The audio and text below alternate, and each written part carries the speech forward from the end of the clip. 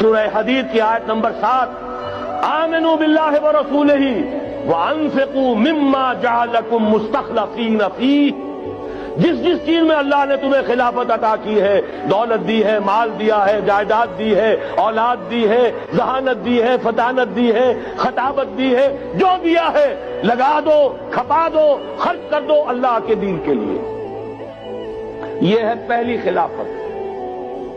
اپنے وجود پر اللہ کی حکومت قائم کرو، اپنے گھر میں اللہ کی حکومت قائم کرو، اپنی معاشرت اسلامی بناؤ، اپنے معاش کو اسلامی بناؤ، اور جو کچھ اللہ نے دیا ہے، جسم و جان کی توانائیاں ہوں، صلاحیتیں ہوں، قوتیں ہوں، مال ہو، اولاد ہو، لگا دو، کھپا دو، صرف کر دو۔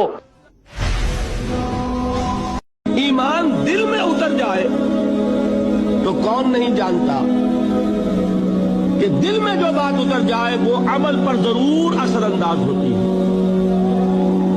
یہ بات سیدھی سی ہے، دل میں یقین ہو عمل اس کے مطابق ہوگا۔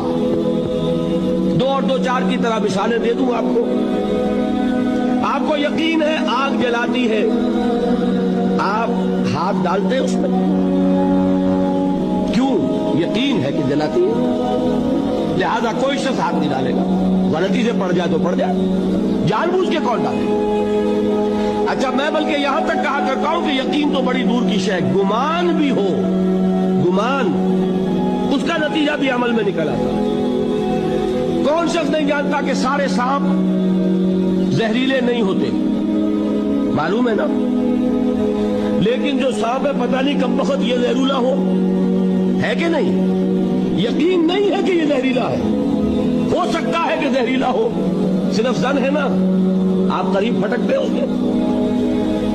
معلوم ہوا کہ یقین تو بڑی شے ہے۔